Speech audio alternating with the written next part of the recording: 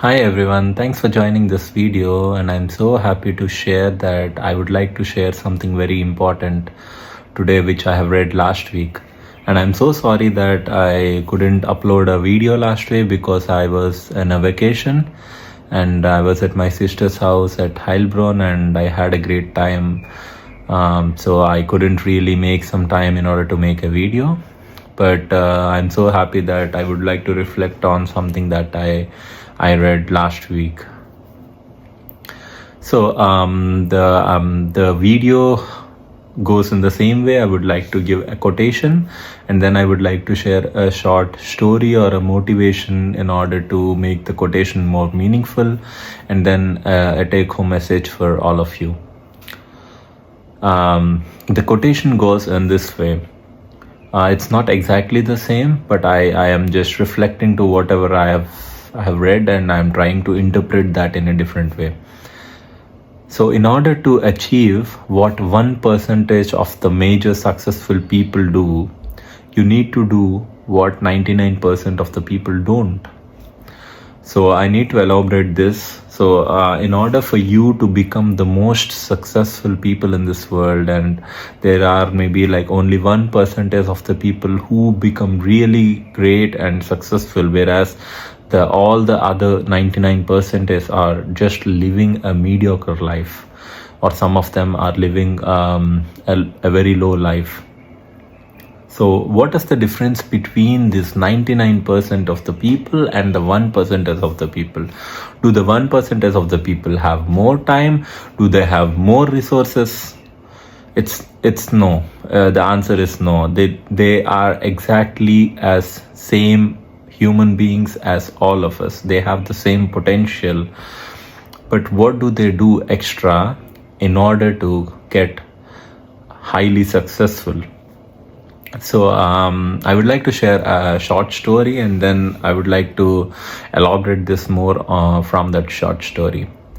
So I read from, I think I saw this in some YouTube video, the story of the CEO of Apple. I mean, he's not ex-CEO of Apple, Steve Jobs, a great person who was, we can say that he was a founder. He was the founder as well as the pioneer for the great success of Apple.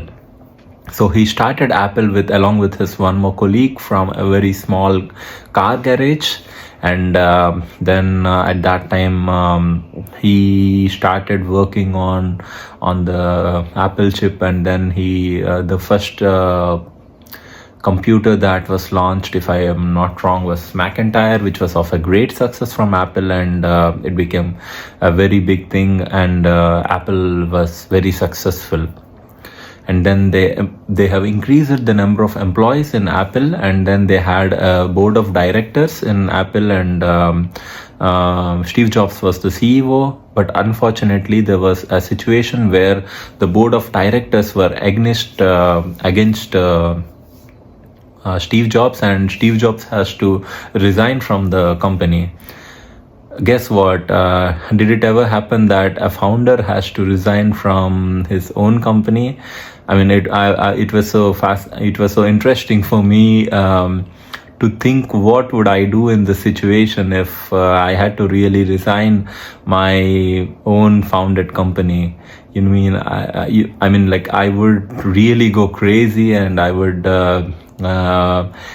really not imagine what I would do in life if I was in that situation. I would go into depression, or I mean, it would be really hard. But what did Steve Jobs do? Steve Jobs found an opportunity from it. He found he understood that whatever really happens for good in life, and he starts building two different companies, and one was Next, and the other is Pixar, and both were really great companies. He really took it as a challenge that he was out of the company, and he got really motivated. He was really dedicated, and he worked a lot, and Pixar actually went on to create the first computer animated movie, and It was a great success. And later, after few years, what was the scenario at Apple was so interesting that they couldn't really manage the company, and they started taking steps, and they acquired this company called Next, and they invited Steve Jobs back into the company. And most of the things that we have in Apple right now still use the things that were developed by Steve Jobs while he founded the company Next. So this is a great inspirational story, and I wanted to share this to all of you because um, in order for you to become the top 1% in the world, the only thing that we all need to do is have dedication, have determination, and we have a lot of setbacks in life. And how do we come across these setbacks, and how do we really face them, and how do we cross them is something that is most important for all of us. So the take home message for all of you is, let's not settle for a mediocre life. Let's all try to become that 1%. Let's all try to make that 1% of the best people, 99% of the best people in the world. And let's all hope that we all achieve great things in life. So hope I have made my points clear, and you all really like this video. And if you like this video, I would invite all of you to share this with the 3 most important people in this world for you, and also bring a change in their life. And thank you so much, and I hope that we will meet again sometime this week, because I thought that I'll make maybe 2 videos this week, because I couldn't make a video last week. So stay tuned and subscribe to my channel. Thank you.